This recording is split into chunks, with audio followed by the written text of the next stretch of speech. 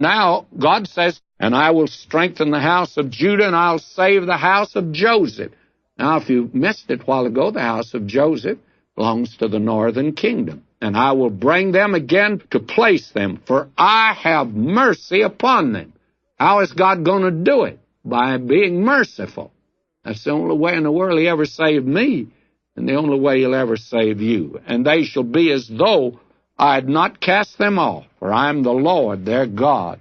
I'll hear them. Now, this is a wonderful word of encouragement to these people.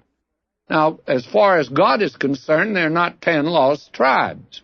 And He says, I'll bring them again to place them. A remnant of all of the tribes had returned, because the delegation had come down from Bethel, and that was one of the capitals of the northern kingdom.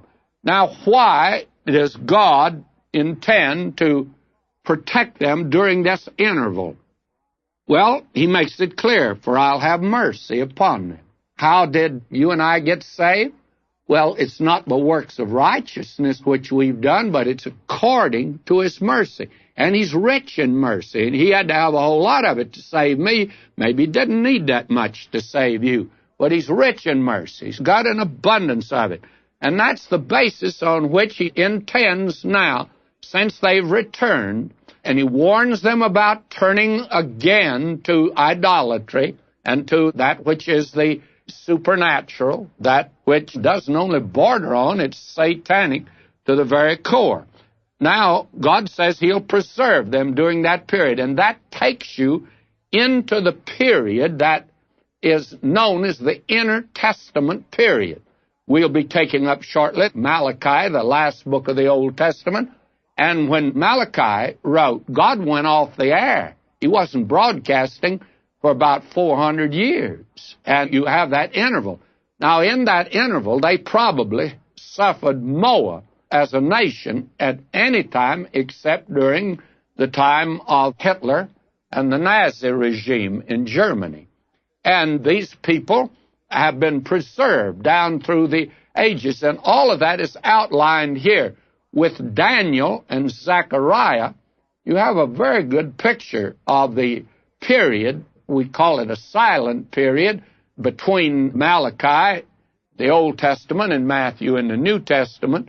But actually, God covered that period well, and He covers it here. Now He says in verse 7, and they of Ephraim shall be like a mighty man. Now, just in case you think the 10 tribes got lost, now Ephraim is one of the names that God gave to the 10 northern tribes. And if you want to check on that, you ought to try Hosea again if you've forgotten. You remember how tenderly He said, O Ephraim, how shall I give thee up? God didn't give them up. They're not lost, my friend. And it's by His grace they've been preserved as a nation. And during that period, God says, and they of Ephraim shall be like a mighty man. And one of the most thrilling accounts of these people is during that interval between the Testaments, time of the Maccabees, and how they stood against the Syrian conqueror, one of the generals of Alexander, and his name was Titus Epiphanes. He wasn't the general, he was in the line, of course, on the Syrian throne, and he persecuted these people frightfully. But they were unable to stand. They of Ephraim shall be like a mighty man, and their heart shall rejoice as through wine. Yea, their children shall see it and be glad. Their heart will rejoice in the Lord.